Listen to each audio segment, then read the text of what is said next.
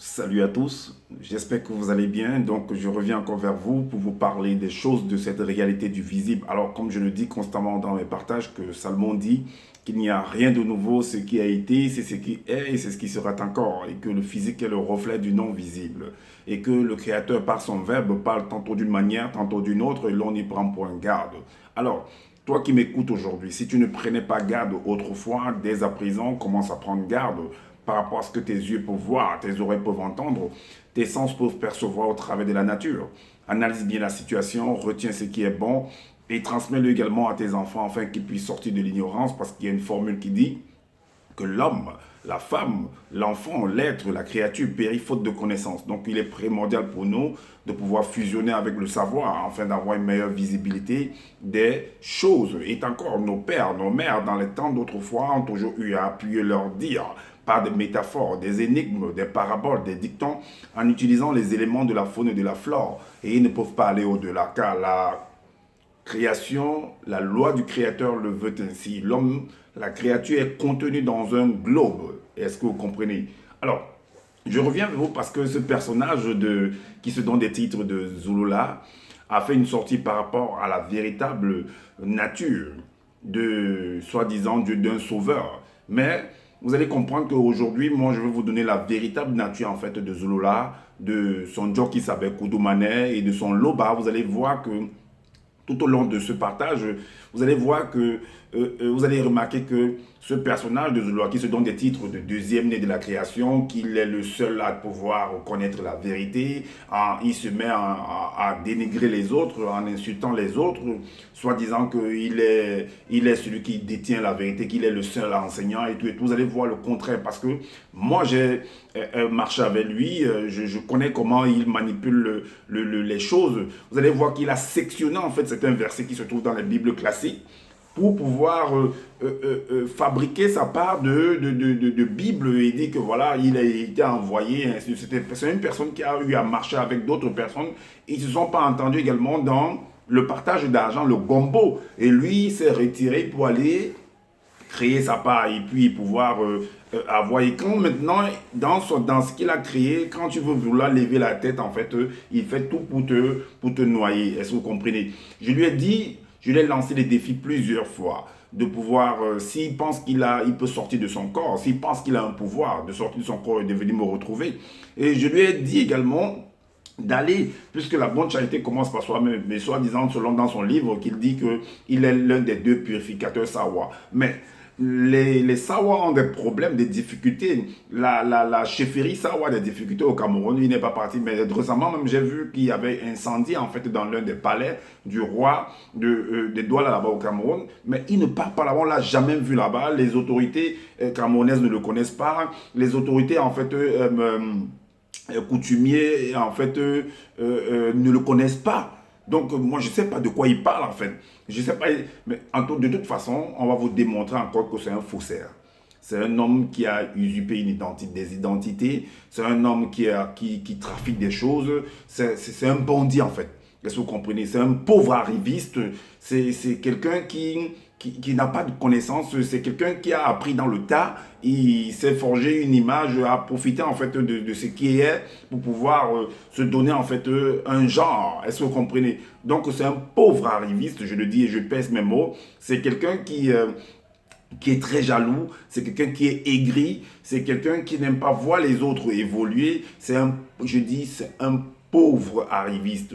C'est quelqu'un qui a du mal en fait de pouvoir, qui profite en fait de la connaissance des autres pour se faire en fait sa connaissance. Alors, nous allons entrer en fait tout au long de ce passage qui certainement ne sera pas long. On va prendre quelques versets pour vous montrer que Zola, Loba, Koudoumane ou Djoki Sabe, c'est du n'importe quoi. Est-ce que vous voyez? Qui ne vous amènera nulle part. Et je l'ai dit également, je l'ai dit une fois que tout au long de cette année, que l'année prochaine même également, vous verrez qu'il sera toujours en train de tourner sur les mêmes choses qu'il a d'essayer de malaxer, de tourner, ainsi de suite. En fait, l'étau est en train de se resserrer sur lui-même. Est-ce que vous comprenez? L'étau se resserre sur lui-même parce qu'en venant faire les mêmes choses, il va s'exposer encore. Et vous, si vous savez vraiment lire, si vous avez le temps de vérifier en fait ce qu'il dit, vous allez vous rendre compte que, mais attends, c'est de la supercherie, c'est de la poudre de pelimpépin, que lui-même en fait, il ne passe que son temps à lire. Il a fait juste un jeu de cherche, un jeu d'échecs, c'est un jeu de dames en fait.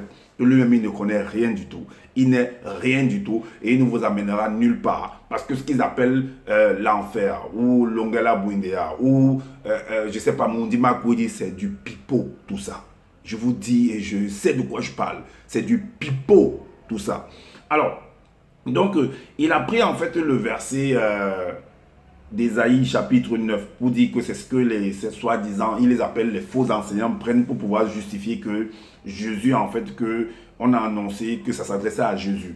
Ça ne s'adressait nullement, ça s'adressait nullement à Djoki Saber, parce que Djoki Saber, en fait, c'est une copie de Jésus. Ça ne s'adressait nullement à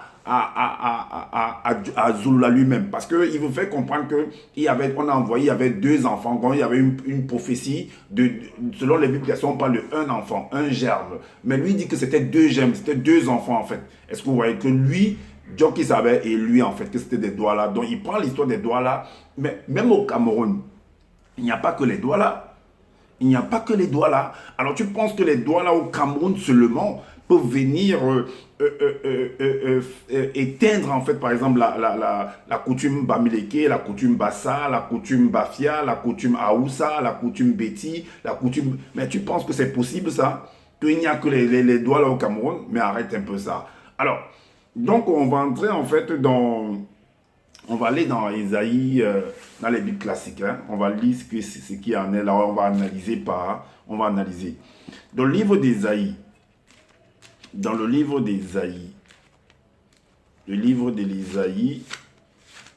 Ésaïe chapitre 9. Chapitre 9 au verset 5, il est dit, car un enfant nous est né, un fils nous est donné, et la domination reposera sur son épaule.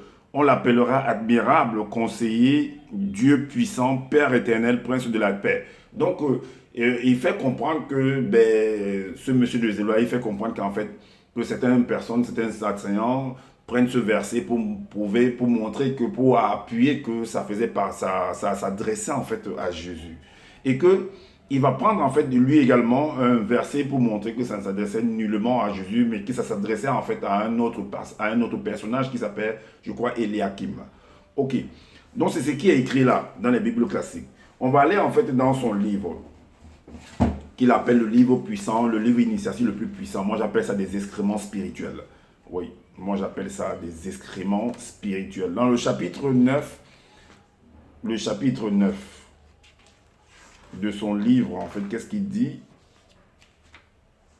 Il dit là-dedans au verset 5, il est dit, vous voyez, on dit, dans les Bibles classiques, on dit, car un enfant nous est né. Lui, il va venir changer, en fait. Il va venir changer en fait les choses. Au lieu de un enfant, il va mettre 2 enfants. Est-ce que vous voyez un peu comment la manipulation se produit? Il dit ici dans son livre que car 2 enfants issus de notre race noire, de la tribu Sawa, nous sont nés. Nous sont nés sur la terre de nos ancêtres. Mais quand on dit que les 2 là sont nés, mais c'est à quel temps? C'est au présent, c'est au passé ou c'est dans le futur? C'est la question que quand tu l'écris comme ça, nous sommes nés. C'est le présent, c'est le futur, c'est le passé. Parce que Zola, quand ce livre, ce verset a été écrit, est-ce que tu étais dans la création? Est-ce que tu étais dans la réalité du visible? Est-ce que ton coup de manette était dans la réalité du visible? Est-ce que ton Lobala était là, dans la réalité du visible? Mais néanmoins, donc analysez par vous-même. Car 2 enfants issus de notre race noire, de la tribu Sawa, nous sont nés sur la terre de nos ancêtres. 2 fils exceptionnels, mystérieux, nous ont été donnés. L'Oba leur a confié l'autorité royale. On leur donne ces titres, 2 points. conseiller spirituel merveilleux, être supérieur, grand initié en chef consacré pour toujours, prince de la paix divine. C'est ce qu'il est dit. Et on va aller en fait dans son même livre, dans le livre de l'Apocalypse. Dans le livre de l'Apocalypse, pour vous montrer en fait quelque chose qui est dit de l'autre côté par rapport à la manipulation, par rapport au retranchement, au sectionnement, au copier-coller. Voilà ce qui est dit. Dans le verset 15, à partir du verset 15 à 18, il est dit, moi, bon lui, c'est Jean, hein, bon, lui il l'appelle Lakisabé, je le déclare à quiconque, cette parole s'adresse également à toi, Zouloula. Entends ça. J'ai comme l'impression que vous écrivez des choses et puis vous voulez faire n'importe quoi. Je le déclare à quiconque entend les paroles de la prophétie de ce livre. Si quelqu'un y ajoute quelque chose, l'entité des châtiments en charge du domaine, c'est toi-même qui as écrit Ezra.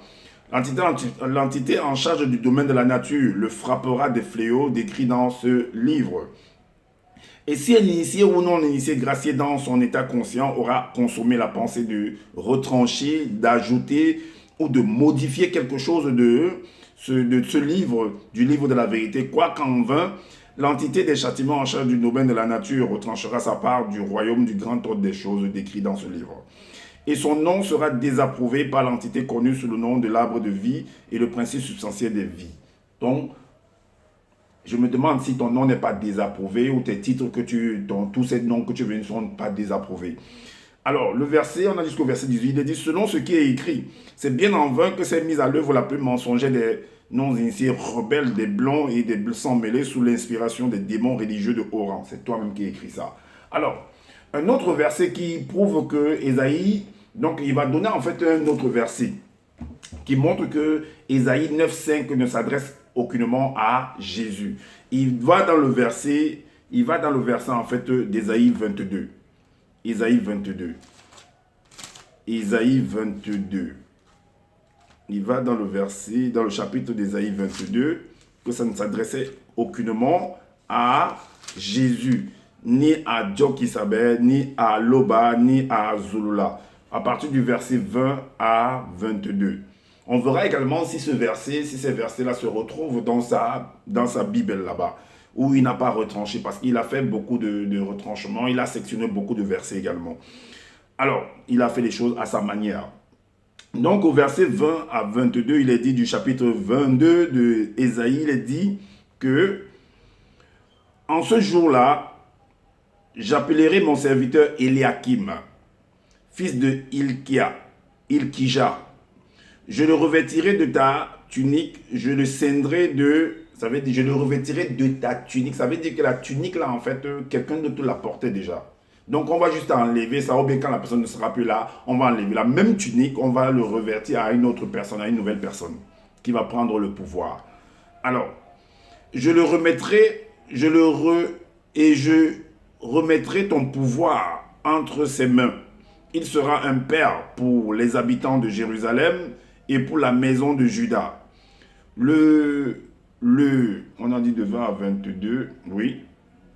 Je mettrai sur son épaule la clé de la maison de David. Quand il ouvrira, nul ne fermera. Quand il fermera, nul n'ouvrira. Et c'est ce même verset-ci qu'on a pris pour aller coller en fait à un autre verset dans le livre de l'Apocalypse également. Que Jésus, quand il ferme, personne ne peut ouvrir. Quand il ouvre, personne ne peut fermer. Alors, allons dans le livre de ce monsieur pour voir si ça existe vraiment, ce que nous venons de lire là dans le livre d'Ésaïe.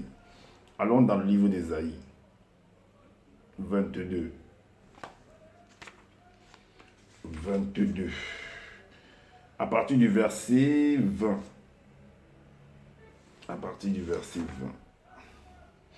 Voilà, ça existe. En ce jour-là, j'appellerai, lui il appelle Wele Eliakim, fils de Ilkija. Je le revêtirai spirituellement de ta tunique. Je le ceindrai de ta ceinture et je remettrai spirituellement ton pouvoir entre ses mains et il sera un initiateur pour les non-initiés de Longanapi, pour la maison de Soma et en son époque. Je mettrai spirituellement sur sa main droite la clé de la maison de Tondo, c'est-à-dire de David. Quand il ouvrira, nul ne fermera. Quand il fermera, nul n'ouvrira. Oui, donc voilà le verset. Maintenant, on va aller également dans le livre de l'Apocalypse. Dans le livre de l'Apocalypse, là on vient de lire exactement. On va aller dans le livre de l'Apocalypse, chapitre 3. Chapitre 3, Apocalypse, chapitre 3.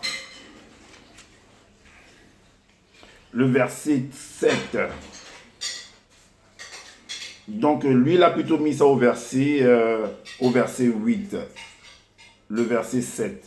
Dans les Bibles classiques. Mais lui, il a mis dans son livre, c'est au verset 8. Il a écrit ici que, écrit dans un livre après que tu sois retourné dans le physique pour l'envoyer aux non-initiés graciés, courageux de Ouassé, de l'Afrique centrale, qui sont protégés par l'une des 7 entités nocturnes. Voici ce que je dis. Moi, l'un des saints qui est une des clés des portes du visible, moi qui ouvre aussi et personne ne fermera, moi qui ferme aussi et personne ne verra, excepté ceux du grand ordre des choses. Est-ce que vous voulez que vous compreniez? Alors, ce verset fait allusion à Eliakim et non à Jésus selon Zololassan. Est-ce que vous comprenez? Donc, il fait comprendre qu'on a trafiqué les choses, que certains enseignants prennent ce verset-là pour pouvoir montrer que oui, Jésus, c'est lui qui était là, c'est lui dont certaines prophéties qui ont été annoncées dans l'Ancien Testament, que ça faisait allusion à lui. Est-ce que vous comprenez? Donc, pourtant, ça ne faisait aucunement allusion à lui. Mais je ne sais pas si ça faisait allusion également à ce Zulu-là, ou bien à son job qui s'appelle, ou à son Koudoumane et à son Loba. Donc, on continue en fait, on va aller dans le livre de Nombre. Mais dans son livre, ça n'existe pas en fait. Nombre chapitre 20. Nombre 20. Dans son livre, je pense que ça n'existe pas. Nombre chapitre 20, le verset 11. Qu'est-ce que ça dit?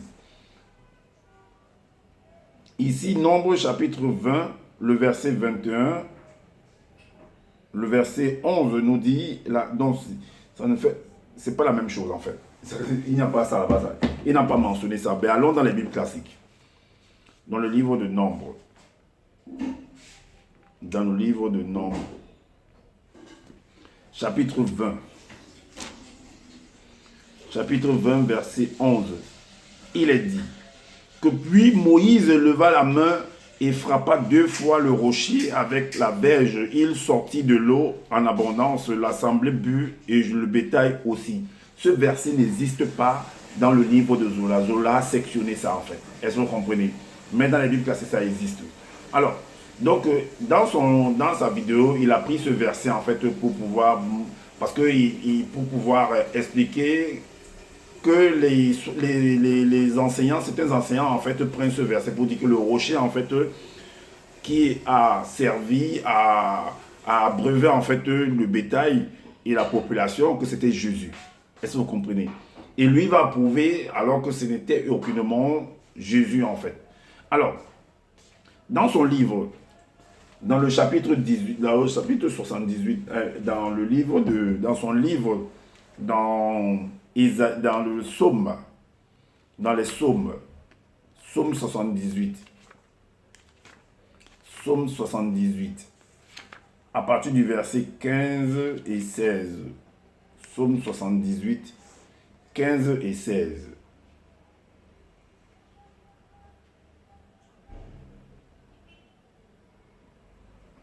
Psaume 78, 15 et 16 n'existe pas dans son livre. Ça n'existe pas. Il n'a pas mentionné ça. Est-ce que vous comprenez? Parce que voilà, moi j'ai pris des notes, j'ai pris le temps de mettre des indices. Vous voyez les indices en bleu. Vous voyez les indices en bleu. Parce que j'ai étudié en fait son livre. Il n'a pas mentionné en fait, il a sectionné en fait, vous voyez vous voyez les écrits. Vous voyez comment j'ai mis des numérotations, des codes, non? En bleu. Donc, je lis chaque verset. Et j'essaie de vérifier si ça existe dans son livre également. Donc, il n'a pas mis ça dans son livre. Il n'a pas mis le psaume 78, verset 15 à 16 n'existe pas dans son livre. Le psaume 105. Le psaume 105. Parce qu'il a parlé de 105 également. On va voir si ça existe également. Psaume 105, verset 41. Le verset 41 n'existe pas dans son livre. Le verset 41, parce qu'il s'est arrêté au verset, voici ça. Voici ça. Le psaume 105. Est-ce que vous voyez? Vous voyez là où ça s'arrête? Puisque le psaume 105, après le psaume 105, il y a le psaume. Après le psaume 105, il y a le psaume 106, ici en haut. Ici en haut, le psaume 106. Donc voilà là où le psaume 105 s'arrête ici. Ici, en bas. Est-ce que vous voyez? Donc, il n'a pas mentionné ça. Moi, j'ai pris des notes, j'ai vérifié et tout et tout. Il n'a pas mentionné ça là-dedans. Et maintenant, Ésaïe 48. Donc, il a pris, en fait, comme j'ai dit, il a pris le nombre 20, 11 là pour montrer que le rocher là, c'était pas en fait Jésus. Alors, Ésaïe 48 pour voir si ça existe également dans son livre. Ésaïe 48.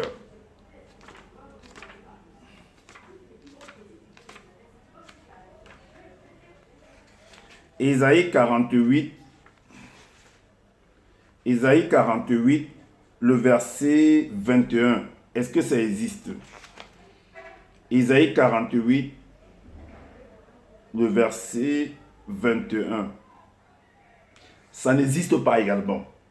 Ça n'existe pas. Est-ce que vous comprenez? Le verset 48, Ésaïe 48, verset 21, ça n'existe pas. 1 Corinthiens, chapitre 10, que lui, il a lu dans les Bibles classiques, n'existe pas également dans son... Il a sectionné ça. 1 Corinthiens. 1 Corinthiens, chapitre 10. 1 Corinthiens, chapitre 10.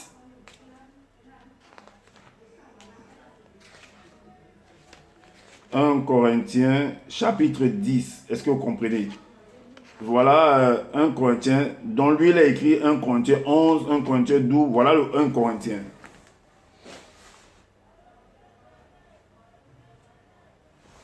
Voilà 1 Corinthiens qu'il a mentionné. Là nous sommes à 1 Corinthiens 9. Là nous sommes à 1 Corinthiens 9, verset 27. Donc ça n'existe pas. Voilà des notes que j'ai eu à prendre. Ça n'existe pas dans son livre. Il a sectionné ça en fait. Est-ce que vous comprenez? Il a sectionné ça. Donc ça n'existe pas. On va aller dans le livre de... Donc pour montrer que non, voilà et tout. Que Jésus n'était pas le rocher. Donc il a essayé de parler et tout, machin tout. Bon, on sait. On sait que c'est pas ça et tout. Donc ceux qui lisent vraiment vont comprendre ce qu'il en est. Alors, on va aller également dans le livre de Jean. Dans le livre de Jean, à partir du chapitre 6. À partir du chapitre, parce qu'il a trop bavardé là-dessus, donc c'est les mêmes choses qu'il a eu à dire, donc je ne vais pas trop aller m'éterniser à lire et tout. Donc voilà pourquoi je passe là-dessus. Donc je lui montre juste ce que lui il a fait. Il a sectionné en fait des versets qui n'existent pas en fait, qui existent dans la Bible classique, n'existent pas dans son livre en fait. Donc celui qui sait pourquoi il a fait ça, allez lui demander pourquoi il a sectionné ça, et il vous le dira. Donc dans Jean, dans les livres classiques chapitre 6, le verset 31 nous dit que, là il est dit, que nos pères ont mangé la manne dans le désert, selon ce qui est écrit, il leur donna le pain du ciel à manger. Donc, vu qu'ils ont bu, Moïse a frappé le rocher, selon les livres classiques, le peuple a bu, même le bétail a bu. Il leur a également, tout au long de la traversée, il leur a nourri en fait d'une nourriture qui est tombée, qui est quittée du ciel, soi-disant, et qu'ils ont appelé ça la manne. Est-ce que vous voyez? J'avais fait même un enseignement par rapport à ça. Donc, mais s'il aborde ce sujet, je reviendrai également sur ça. Donc, la manne, et que ici, en fait, dans le livre de Jean, on fait comprendre que nos pères ont mangé de la manne, et on dit que c'est ce qui est écrit, en fait, du ciel. C'est ce qui est écrit. Donc, en fait, ça fait allusion à Psaume 78, au verset 24, comme on a dit tout à l'heure, Psaume 78. Donc, si vous allez dans le livre, dans l'Ancien Testament, vous verrez ça en fait. Que, comme il est écrit dans Exode 16, 4, dans Nombre 11, 7 également, vous verrez que dans 1 Corinthiens 10, comme lui, il a 1 Corinthiens 10, 4 et tout, que, voilà, qui a pour mais ça n'existe pas en fait dans son livre. Est-ce que vous comprenez? Alors, donc, Et la suite nous dit, 31, on a dit de 31 à 33. Jésus leur dit, en vérité, je vous le dis, Moïse ne vous a pas donné le pain du ciel, mais mon Père vous donne le vrai pain du ciel. Donc ce n'est pas Dieu qui leur a donné, donc Dieu c'est son Père et ce n'est pas le Père des autres. Donc c'est ce que Jésus dit, que en fait, que c'est lui le véritable pain. Est-ce que vous voyez? Que son Père ne leur a pas donné le pain, que c'est Moïse, en fait, que c'est Moïse qui n'a pas donné du pain, que c'est son Père qui a donné, que c'est lui ce pain-là, en fait. Est-ce que vous voyez? Donc, que c'est lui. Alors, donc, quand vous l'avez fait comprendre que ces enseignants venaient prendre ce verset-là pour appuyer, leur dire que ce qui est écrit dans l'Ancien Testament, que ça s'adressait à Jésus. Alors, malgré qu'il ne s'était pas encore su dans le visible. Et maintenant, le verset 33 nous dit, « Car ce pain de Dieu, c'est celui qui descend du ciel et qui donne la vie au monde. » Donc, comme pour dire que c'est Jésus qui est descendu du ciel et c'est lui qui donne la vie au monde. J'ai fait des versets, j'ai fait des enseignements où on dit que Jésus lui-même c'était un bandit, selon en tout cas ce personnage qu'on donne le titre de Jésus, que c'était un bandit, il ne pouvait sauver personne d'autre. Est-ce que vous voyez? Puisque lui-même, il n'a même pas pu se sauver lui-même. Comment il peut sauver quelqu'un? Alors, on va entrer en fait dans le livre de ce monsieur par rapport au pain là. Parce que Jésus dit qu'il est le pain descendu du ciel. On va entrer dans le livre de ce monsieur. On va entrer dans le livre de ce monsieur qu'il appelle le livre initiatique le plus puissant. Moi j'appelle ça des excréments spirituels. On va aller en fait dans l'évangile caché de Kodomanet, dans l'évangile de Jésus au chapitre 31. Le chapitre 31, le même verset là, qui se retrouve dans les Bibles classiques, là se retrouve, il a mis ça. Là, il n'a pas sectionné. Le chapitre 31, à partir du verset 43 à 46. 43 à 46. Vous allez voir en fait ce qui... Voilà. Là, il est écrit les deux pains de vie. C'est le titre. Alors, il est dit que Job Kisabé, c'est lui qui l'appelle, c'est son Jésus en fait, c'est le Jésus des Bibles classiques. Job Kisabé, Kodomanet, tout ça, est-ce que vous voyez?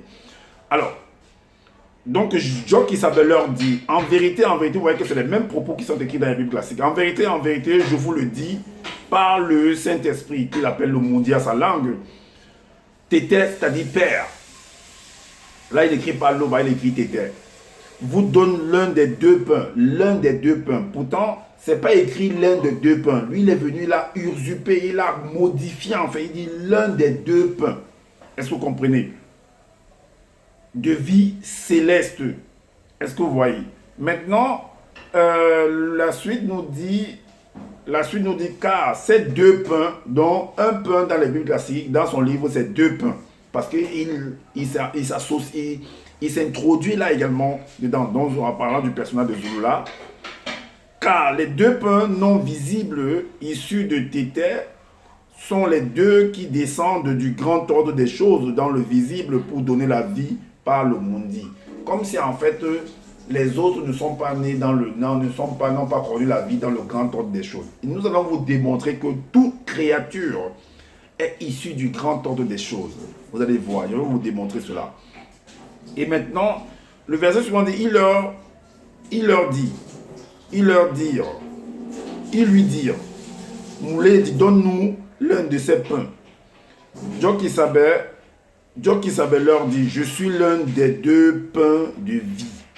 Celui connu, vous voyez, il va ajouter connu. Tout ça, c'est du verbiage, ça. Celui connu qui vient spirituellement en moi n'aura jamais faim. Et celui connu qui croit en moi n'aura jamais soif spirituellement. On va voir si ceux qui ont cru en lui ont eu soif à un moment donné ou après l'avoir écouté ont eu compte. Parce qu'il dit que celui qui croit en moi n'aura jamais soif spirituellement. On verra. Alors le verset 60 de ce même chapitre, le verset 60, oui.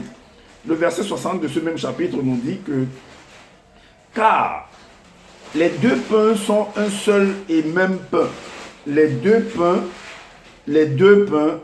sont un seul et même. Maintenant, deux pains est devenu un seul pain. Vous voyez là, comment il a changé les deux. Donc, deux pains sont devenus maintenant un seul pain. Donc, un seul pain, à un moment donné, sont divisés, c'est devenu deux pains. Maintenant, ça redevient encore un pain.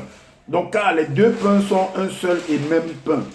Que celui qui a la compréhension pour comprendre, comprenne. Est-ce que vous comprenez? Alors, maintenant, au chapitre 25, allons voir ce qu'il va dire. On va entrer en profondeur au chapitre 25 pour vous montrer quelque chose dans son même livre. Le verset 13 nous dit: les non-initiés rebelles, les blancs et les sangs mêlés pas, ne croient pas quand je parle des réalités terrestres. Comment pourrais-je croire quand je leur parlerai des réalités évangéliques? Chapitre, attendez un peu, 25, le chapitre de verset 13. Le verset 13. Donc, on va plutôt prendre le verset 14 en fait. Il est dit qu'aucun homme, le chapitre de son évangile de Koudoumandela, mais le chapitre 25, on va prendre le verset 14. Il est dit: aucun homme ni créature, aucun homme, ni créature né hors du grand ordre des choses. Ça veut dire qu'il y a des êtres selon Zoula qui sont nés hors du grand ordre des choses.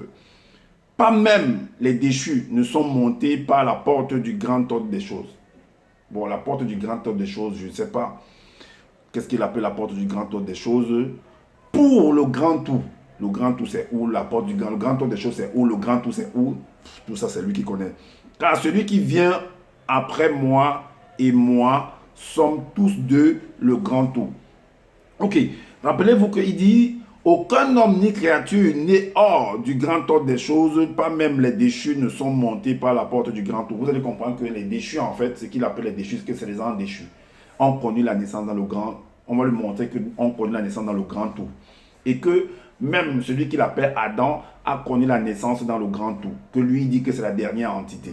Est-ce que vous voyez? Mais si Adam a connu la naissance dans le grand tout, mais ses enfants ont connu la naissance où?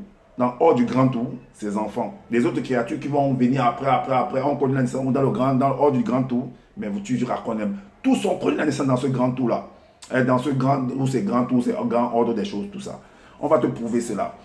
Donc on va aller en fait dans le livre secret d'Enoch, que lui il est venu copier, il a écrit partout. Donc on va aller là-bas dedans, au chapitre, dans le chapitre 1, le verset, à partir du verset 506, il est écrit, le titre c'est Moto, la dernière entité esprit créé. Là il dit: Moto, ton ancêtre fut manifesté, créé, identique à nous, ADN spirituel, commun à tout être du non visible, qui sont les entités du grand ordre des choses. Est-ce que vous avez dit: aucun homme n'est, voilà, né hors du grand tout? Est-ce que vous voyez? Donc on montre déjà que Adam, qui est Moto, a connu la naissance dans le grand tout. Est-ce que vous voyez? La suite nous dit que il est aussi la vie qui porte le corps, et ce corps est spirituel, un esprit semblable à nous, les êtres issus de au-delà du grand voile non visible. Et la suite nous dit: ce fut cet esprit qui devint le dernier esprit Mundi, entité créée, manifestée dans le grand tout, dans le grand ordre des choses. Manifestée dans le grand ordre des choses. Est-ce que vous comprenez? Donc, Moto, qui est Adam, a été manifesté dans le grand ordre des choses. Vous pensez que s'il est manifesté dans une partie de lui, soi-disant, alors même dans ce sens-là, une partie de lui est manifestée dans le grand ordre des choses, ça veut dire qu'il a un ADN du grand ordre des choses, il va transmettre, ça veut dire que ses enfants sont également issus de ce grand ordre des choses à partir de son ADN. Est-ce que vous comprenez? Tout simplement, c'est la déduction. Alors ne viens pas nous raconter des bêtises. Donc on revient encore dans son livre là, au chapitre... dans l'autre livre, au chapitre 27, le chapitre 27, le verset 11, on va relire là-dessus, le verset 11, il est dit, 27, verset 11, il est dit: mais celui connu qui boira de l'eau non visible que je lui donnerai n'aura jamais soif. Parce que ça fait référence également au rocher que ce que lui appelle certains enseignants viennent prendre en disant que le rocher que Moïse a frappé, en fait, que c'était Jésus. Donc ici ça confirme également à travers ces dires dans ce verset que voilà, que lui donne, parce qu'il a dit que c'est lui le seul pain qui est descendu du ciel, En fait, il y a deux pains qui sont descendus. Ce sont eux qui nous peuvent nourrir, qui peuvent amener on va dire, les non-initiés, le peuple vraiment au paradis. Donc voilà. Alors, mais celui connu qui boira de l'eau non visible que je lui donnerai n'aura jamais soif. Et l'eau non visible que je lui donnerai deviendra en son esprit une source d'eau vivifiante qui jaillira jusqu'à la vie éternelle. Est-ce que vous comprenez? Alors, donc, ça montre par là que c'est la même chose avec ce que lui dit, que c'est les pseudo enseignants viennent dire que voilà, que ce rocher c'était Jésus, tout ça. C'est la même chose que lui-même fait également ici. Est-ce que vous voyez? Mais tout en changeant, en manipulant et tout, en faisant les choses à sa place. Mais on le rattrape toujours d'une manière ou d'une autre. Et maintenant, on va au chapitre 31. Vous allez voir que cette eau-là, il y a certaines personnes qui vont goûter à cette eau-là, mais ne vont pas, vont désapprouver cette eau. Est-ce que vous comprenez? Donc cette eau, en fait, est inefficace. Il dit ici au verset 11 du chapitre 25 que « Mais celui connu qui boira de l'eau non visible que je lui donnerai n'aura jamais soif. » Vous allez voir qu'il y a des gens qui ont bu de cette eau, mais qui l'ont désapprouvée néanmoins. Et l'eau non visible que je lui donnerai deviendra en son esprit une source d'eau vivifiante qui jaillira jusqu'à la vie éternelle. Mais si on le désapprouve déjà, comment ça va jaillir en lui jusqu'à la vie éternelle? Maintenant, dans le chapitre 31, à partir du verset 44, il est dit que, ça partit des deux pains. Job Isabelle leur dit, en vérité, à partir du verset 44, voilà. Car les deux pains non visibles issus de tes têtes sont les deux qui descendent du grand ordre des choses dans le visible pour donner la vie par le mundi. Est-ce que vous voyez? Maintenant, la suite dit, 44, il lui dit, Moulé dit, donne-nous l'un de ces pains, donne-nous de cette eau-là. Parce que c'est ce que sa femme samaritaine disait, que donne-nous de cette eau-là. Donne-moi de cette eau-là, afin que je puisse venir puiser dans le puits. Voilà. Voilà pourquoi elle a dit que l'eau que je lui donnerai ne jaillira jusqu'à la vie éternelle. Job qui s'appelle leur dit, je suis l'un des deux pains de vie. Celui qui vient spirituellement en moi n'aura jamais faim. Et celui qui croit en moi, n'aura jamais soif spirituellement. Est-ce que vous comprenez? Et maintenant le verset 68. Le verset 68 de ce même chapitre nous dit quoi? Que le verset 68 nous dit, c'est ici l'un des deux pains qui est descendu du non visible. Le non-initié qui mange spirituellement l'un des deux pains vivra longueur, abondance, la vie éternelle. Et le verset suivant nous dit que car les deux pains sont un seul et même pain et que celui qui a la compréhension pour comprendre, comprenne. Est-ce que vous voyez? Maintenant, le verset 70 nous dit quoi? Vous allez voir qu'on va désapprouver en fait ce pain, on va désapprouver en fait cette eau-là. Est-ce que vous allez comprendre? Est-ce que vous voyez? Certains disciples vont désapprouver ce pain et désapprouver également cette eau qui est soi-disant son Job qui savait, qui est une copie de Jésus, est venu présenter. Donc on montre par là que c'est une usurpation. Ils vont désapprouver les deux pains, soi-disant, il dit que Zulula fait comprendre qu'il est l'un des deux pains. Donc on va désapprouver en fait la doctrine de Zulula et de son Job qui savait et de son Lobala, parce que c'est Loba qui les a envoyés. On va les désapprouver à trois. Regardez, écoutez, plusieurs des non-initiés qui avaient cru. On a bien dit que lui a bien dit que celui qui croit en moi. Est-ce que vous comprenez? C'est ce qu'il a dit.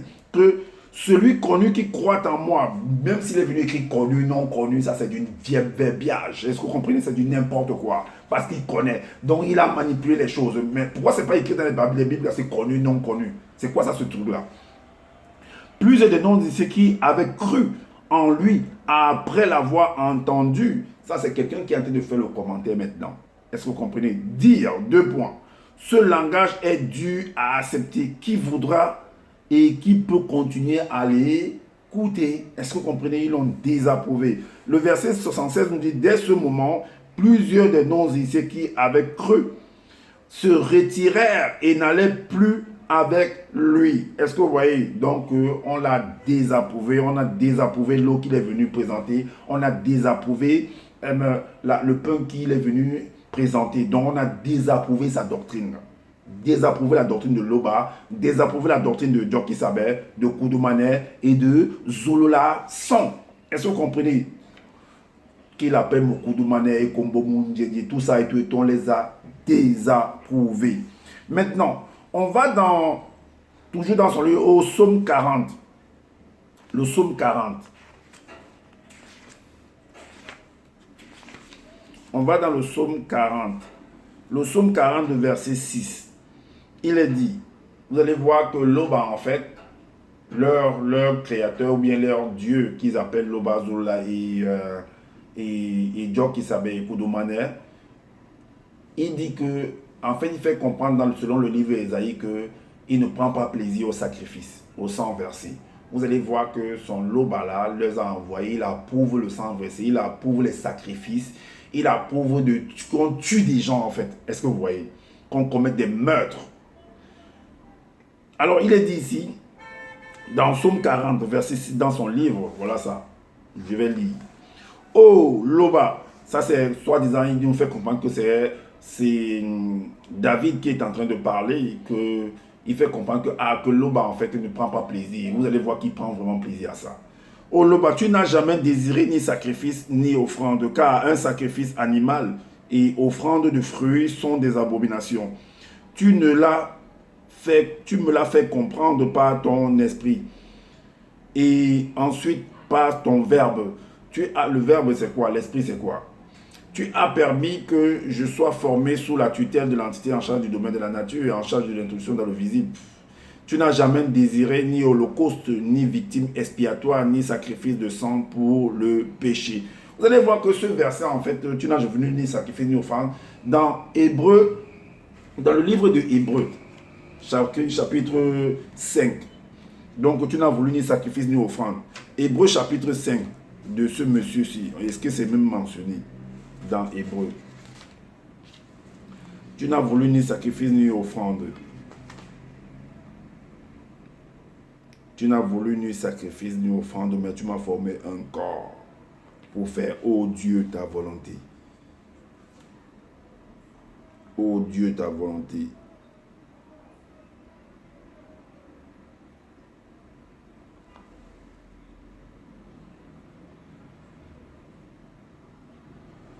Voilà.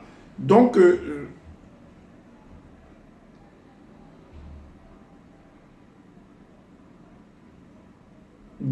en fait,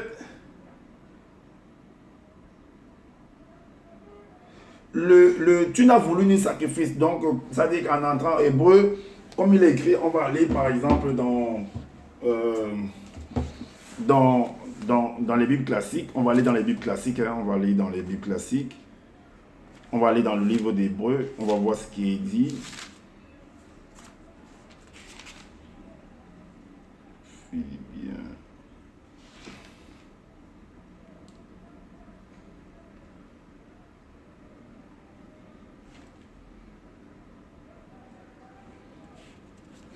Non, c'est Hébreu 10.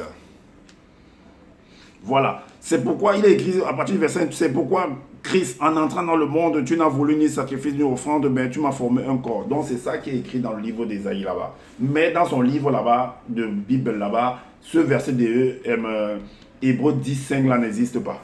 Ça n'existe pas. Ah, je vous le dis. Ça n'existe pas. Il a retranché ça. Donc, dans Ésaïe, au chapitre 40, verset 6, vous venez de lire qu'il n'a voulu ni sacrifice ni offrande. C'est ce qui est écrit dans Hébreu 10, 5. Donc, mais dans son livre de Zola, ça n'existe pas en fait. Il a retranché, il a sectionné ça. Donc, maintenant, on va aller dans Genèse, dans Origine, dans son même livre là, le chapitre 9. Il dit qu'il n'a jamais voulu ni sacrifice, ni de sang versé. On va voir s'il n'a pas voulu ni sacrifice, parce que le sacrifice de péché. C'est-à-dire que quand on tue les autres, on préserve les autres, ça veut dire qu'il y a un sacrifice de péché. On les tue pourquoi? Par rapport au péché. Donc, Loba va envoyer des gens de venir les tuer. Son Loba va envoyer des gens de venir les tuer, ses sbires, ses guerriers, ses soldats, de venir tuer les gens qui ont commis le péché en fait. Le chapitre 9, le verset 12 nous dit, le verset 12 dans son livre, il dit, après après que Wum, c'est-à-dire Noé, ses frères, ses sœurs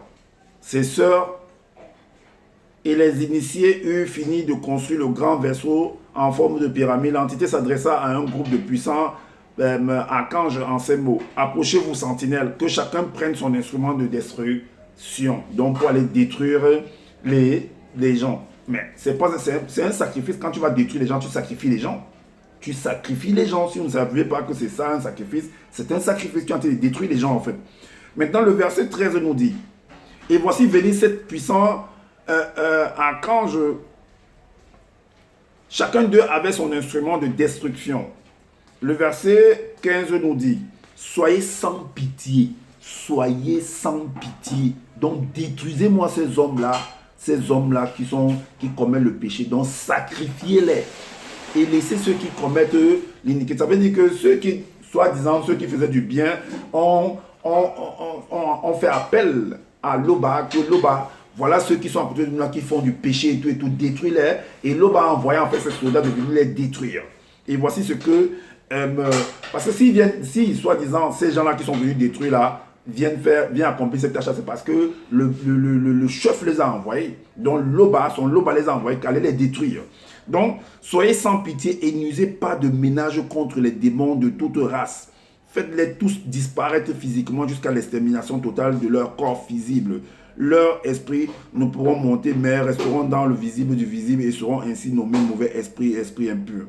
Mais pendant le déluge, il n'y a pas que mais selon ce qu'ils viennent nous écrire là, selon l'histoire qu'ils veulent nous faire comprendre que, mais puisque si on va compter les gens qui sont entrés dans l'âge, je dis bien selon ce qu'ils expliquent, donc dans tout le monde ici, entier ici, mais tout le monde ne pourrait pas suivre dans l'âge. Ça veut dire qu'il y a des hommes et des animaux, il y a des plantes qui ont été détruites également. Il y a des habitations, il y a des constructions qui ont été détruites également. Alors, le verset 29 nous dit que tous ceux qui possédaient une naissance sur toute la terre, qui n'étaient point entrés dans le grand verseau en forme de pyramide, périt, excepté tous les monstres marins. Donc, ils ont péri. Est-ce que vous comprenez? C'est ce que je vous ai dit tout à l'heure. Ils ont tous péri. Donc, les a sacrifiés, les a détruits en fait. Maintenant, on va au chapitre 20. On va au chapitre 20 de son livre là. Vous allez voir encore le sacrifice. Le chapitre 20, à partir du verset 24. Il est dit, le verset 20-24. Qu'est-ce qu'il est dit? Il est dit que ça c'était à Sodome. Parce que soit ils nous font comprendre qu'à Sodome, il y avait des gens qui commettaient de l'iniquité, qui faisaient, on va envoyer les soldats pour venir les détruire. On va mettre le feu sur eux. On va les tuer toutes ces populations-là. Donc c'est alors que l'entité des châtiments en charge du domaine de la nature apparut et fit tomber du ciel sur Ouya et ses pères une terrifiante pluie de soufre enflammé de feu incandescent dont les a détruits. Si ce n'est pas, vous appelez ça quoi? Ce n'est pas le sacrifice. On dit qu'il ne prend pas plaisir au sacrifice des péchés et tout ça. Il prend plaisir à ça. Ouais. Et c'est lui qui envoie des gens de venir les tuer. Maintenant, si vous allez dans le livre par rapport à Édom, donc c'est un verset que normalement je devais... parce qu'à Édom également, il a envoyé une entité là-bas qui est venue détruire en fait Édom, c'est-à-dire qui est venu détruire Édom, qui est venu détruire cette ville-là. Parce que Édom, en fait, Édom, c'est Ésaü. C'est Ésaü et c'est le frère à Jacob. Est-ce que vous comprenez? C'est le frère à Jacob. Mais on avait envoyé quand même des soldats là-bas pour aller détruire, en fait, ce territoire-là. On avait envoyé des soldats pour aller détruire ce territoire. Voilà pourquoi. Et c'était un sacrifice.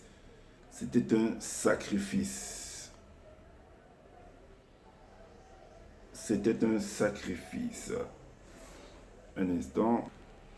Donc, on va aller dans l'évangile de Koudmané. On va aller là. Donc, comme je vais vous expliquer que même dans Édom, là-bas, par rapport à l'histoire d'Édom, il a envoyé des sbires là-bas, il a envoyé des soldats là-bas pour alors ils vont appeler ça des entités, pour aller détruire en fait ce territoire-là. Et il explique comment il a détruit en fait cet endroit. Donc dans l'évangile caché de Koudoumane, chapitre 57 également, vous allez voir également la destruction qui va se produire. Au verset 44, le verset 44 nous dit que aussitôt l'obscurité se fit sur tout assez. De là apparut l'entité des châtiments en charge du domaine de la nature, armée d'une épée incandescente qui frappa de mort physique et spirituelle les blancs et les sangs mêlés, mort physique et spirituelle. Des cris de douleur et de terreur se firent retentir. Soudain, des cris de terreur et des cris de douleur et de terreur se firent retentir. Donc, il a envoyé des gens pour aller sacrifier en fait des populations. Même si, parce qu'il y a, quand il y a des gens qui commettent, on les envoie au tribunal et on les met en prison, que de venir les tuer, verser le sang. Parce que quand tu envoies, on les découpe en fait en morceaux. Ça veut dire qu'il y a en fait et pourtant il y a ce même Jésus dit, ou alors Job qui savait, qui dit quand on veut l'arrêter en fait et puis Pierre a sorti sa machette pour pouvoir couper l'oreille. Donc quand tu coupes l'oreille, le sang coule. C'est un sacrifice. Et il dit que celui qui tue par l'épée va mourir également par l'épée. Donc quand ton lot envoie les gens de venir détruire avec l'épée là, tout ça, les instruments de destruction et tout, donc eux aussi vont mourir par l'épée, ou bien c'est comment? C'est la question qu'il faut se poser. Donc, là, tu te précipites pour venir faire des enseignements, pour venir dire, insulter les autres, le pauvre arriviste. Toi-même, tu es un pauvre arriviste, tu es un menteur, tu es un bandit, tu es un usurpateur d'identité, tu es un copieur-collé, tu copies, tu colles, tu retranches en fait les versets, tu les fabriques à ta guise et venir faire comprendre que tu es un ancien, tu es ceci, tu es le sauveur, tu n'es rien du tout. Si tu penses que tu as un pouvoir, je le déclare encore ici solennellement devant tout le monde entier. Sors de ton corps. Si tu penses que tu as la formule qui te permet de sortir de ton corps, sors de ton corps et tu viens me retrouver.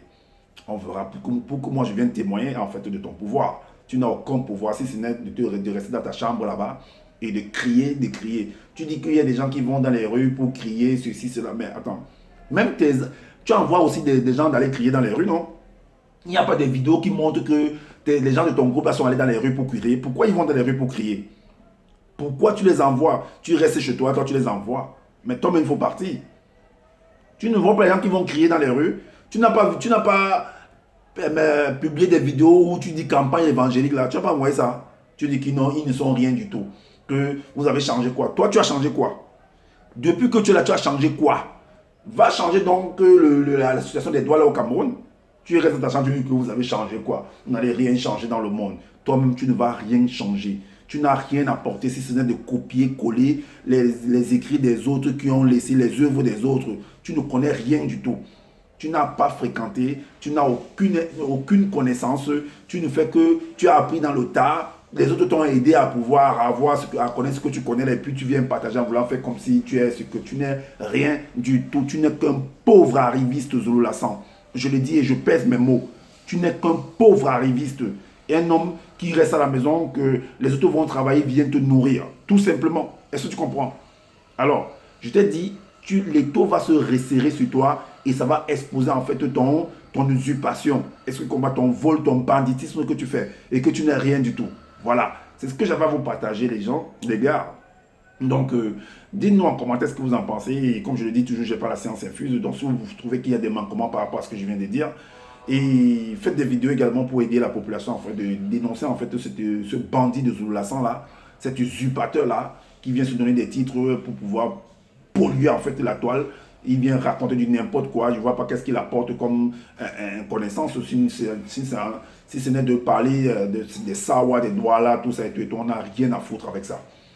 Donc, partagez massivement cette vidéo aussi et abonnez-vous massivement à ma chaîne pour me soutenir. Et activez la cloche de notification pour être averti des prochaines vidéos. Prenez soin de votre santé, prenez soin de votre famille. Je vous dis à bientôt pour une prochaine vidéo. Ciao.